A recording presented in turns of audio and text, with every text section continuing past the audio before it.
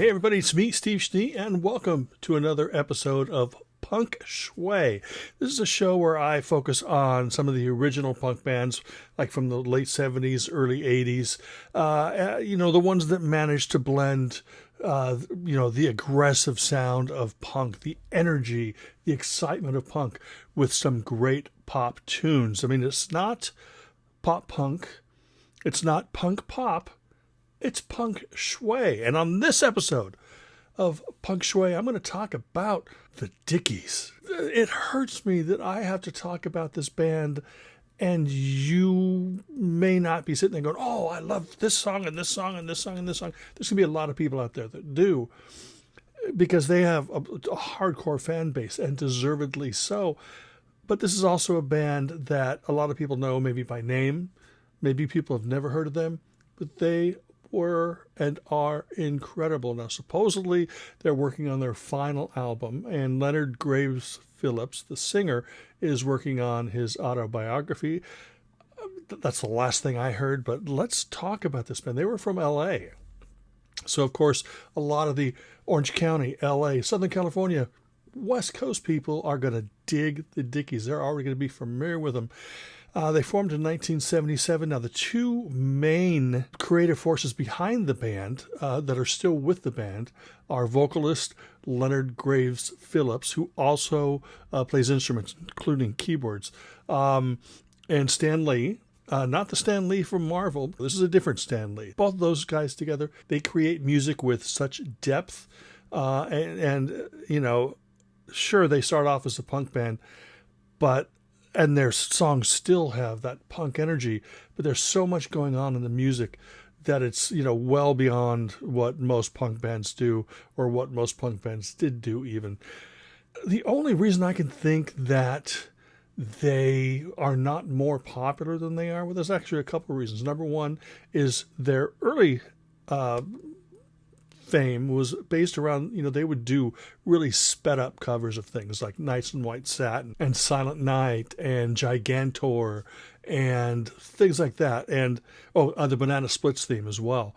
And they did that stuff great. They did. They absolutely did great. But I bought the Dickies albums for the originals, the ones that were written by the band members. Now, early lineup of the band on the first couple albums was, of course, Leonard and Stan, but there was also Chuck Wagon, who was a multi-instrumentalist, Billy Clubb, who played bass, and Carlos Caballero played drums. But 1979 was when they released their debut album. They signed with A&M Records, believe it or not.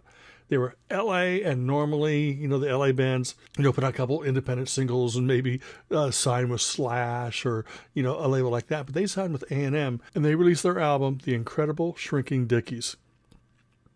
Now, some of these, I apologize, the scribbles on there, I'm very happy with it. It's Leonard and Stan. But this was one heck of a debut. I remember walking into Licorice Pizza and seeing this in the bins and going, holy hell. And I had to wait till my allowance or something, because back then I was, 15 years old or something. I was just getting into all this punk stuff. And when I heard the Dickies, yes, they had, like I said, Nights in White Satin, Silent Night, these sped up things, and that's kind of what the radio played. But then there were also, like this album has Give It Back, Poodle Party. They do a great version of Paranoid. They also do Eve of Destruction. See, and I think that's the thing. I think a lot of people thought they were like a covers band, but they weren't. But they were heavily influenced by garage rock and stuff from the 60s. And this really is a fun album. Now, this is a version that's on the Captain Oi label, and they added some bonus tracks to it as well. Really, really fantastic. Now, a lot of this, I think like on Rodney on the Rock, it got played, but it was really the second album that came out later that year called Dawn of the Dickies. And there's the cover there. This album, a couple songs here got a lot of airplay. Stuck in a Pagoda with Trisha Toyota, Manny Moe and Jack. This is great. Now, this album showed a maturity. And I know you should, Schnee, don't talk about the Dickies maturing, but musically they were expanding, they were growing. There are fewer songs on here and less quote-unquote jokey moments, but really, really fantastic. Now that's the Captain Oi version with 2 bonus tracks on there. Now, if you can't find these, either Incredible Shrinking Dickies or Dawn of the Dickies, which are both fantastic, and these are what created the legend of the Dickies. There is an import compilation called the Punk Singles Collection, and this has all the A-sides and B-sides from the A&M years. I don't know the ins and outs of the story behind the Dickies. I do know that they are sorely underrated and sorely overlooked, and they really need attention from the masses. Any type of punk love that you have, or punk adoration, should be directed at the Dickies. But something happened along the way. I know Chuck Wagon took his own life, and it took a while for them to sort of recover from that period. They left A&M Records, but they did release an album called Stukas Over Disneyland. Now, this was released in 1983, which is strange because, you've got 2 albums that came out in 79. This was 4 years after, their third release was 4 years after their second album. But this one here, I think it was pieced together with 2 separate lineups. There were originally, I think, only 8 tracks on it. The first half features what was close to the original lineup. And then the second half features the lineup they put together after the death of Chuck Wagon. And that second lineup on this features Stephen Hufstetter, who was guitar player with The Quick, which was this very early Sparks-influenced band that featured future Great Buildings and Rembrandt's members. But this is fantastic, too. Rosemary is one of my favorite Dickies songs. This also has a song called If Stewart Could Talk. Now, who's Stewart, you say? Stewart is Leonard's wiener. So it's a really, really fun release. It's a mini album. There's a reissue of it here. And this is in one of these fold-out digipacks. And this has a couple bonus tracks on it. So there you go there. And then they disappeared again, and it took a while for the next release to come. Now, the next release was another mini album, and it was called Killer Clowns from Outer Space. They did the theme to the movie Killer Clowns from Outer Space. The mini album came out in 1988, and it just moved the band sound forward. Now, from this point onwards, it was basically Leonard, Stan, and a bunch of very talented people. But Leonard and Stan were really, front and center in the Dickies. And it was still so fun, so exciting, so fresh. Each Dickies album, you kind of almost knew what you were going to get. But then there were still so many surprises and, so much musicality. Leonard would express himself, via keyboards and stuff like that because he was a keyboard player. And but Killer Clowns from Outer Space, lots of great songs. I have the mini album, and they added it to this disc. But, apart from the title track, Killer Clowns, it's also got a cover version of Eepop Ork, which is from the Jetsons, whatever that character was. So there was that rock and roll star in the Jetsons, and this is a cover of that song, and it's fantastic. I forgot what his name was. I'm sure that you will all let me know in the comments below. And then in 1989, they put out the album Second Coming.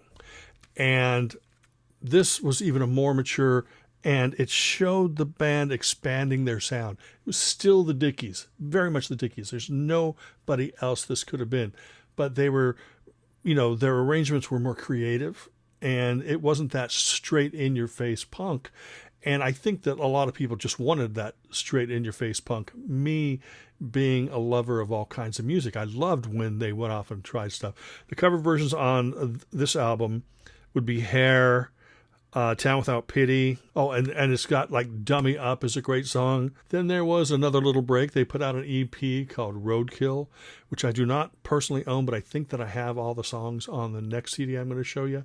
And the next album they put out was Idiot Savant, which is that album there.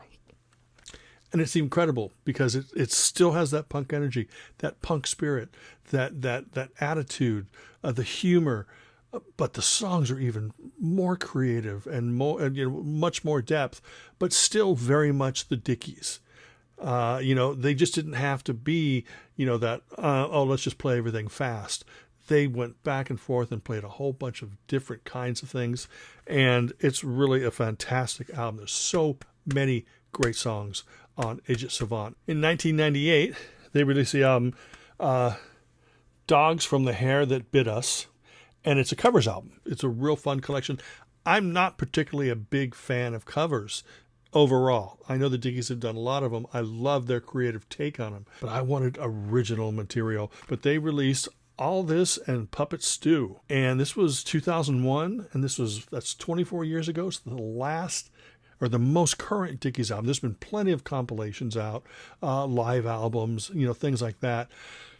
But this is the last studio album, and they're supposedly been working on one for the last 24 years. I know that myself and a lot of us fans are very much looking forward to the Dickies whenever they put out a new album. Because like I said, Leonard and Stan, incredibly talented, gifted songwriters, great pop, a lot of fun. Sometimes when I think back about them not being as popular as they should have been or as they should be, I'm thinking, well, is it because they don't play the game? I don't know. But the thing is their albums are fantastic. Their singles, whatever you want to listen to when you're out there in the wild. Pick up whatever Dickies you can. You can get the incredible Shrinking Dickies on vinyl, Donald the Dickies on vinyl, Took Us Over Disneyland on vinyl. I don't know if the other stuff came out on vinyl. I mean, Second Coming probably did. Killer Clowns probably did. I mean, I'm forgetting, what I had on vinyl because I've been, the CD junkie for so long. But, I'm going to stop talking about the Dickies because I want you to experience them yourself. I've put together this little medley and enjoy a little punk Shui from the Dickies. And I will see you on the other side.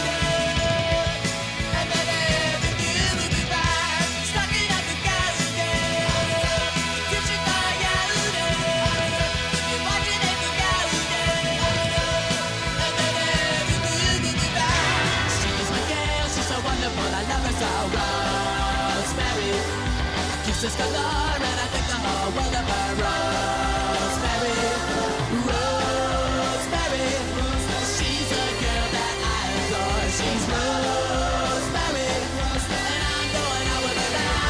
Let's do it good time. What would you say? Let's do it good time. What would you say? Let's do it good time. What would you say? Well now what would they say? Let's do it good talk to me. Talk to me. And this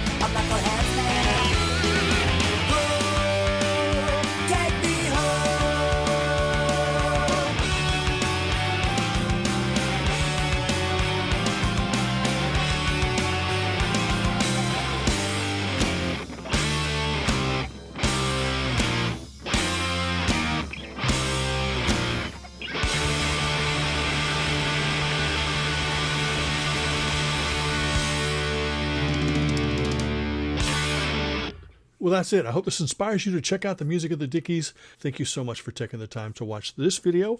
Remember to like, comment, share, subscribe, ring that bell. And until the next time, remember me. I'm Steve Schnee, the CD Junkie.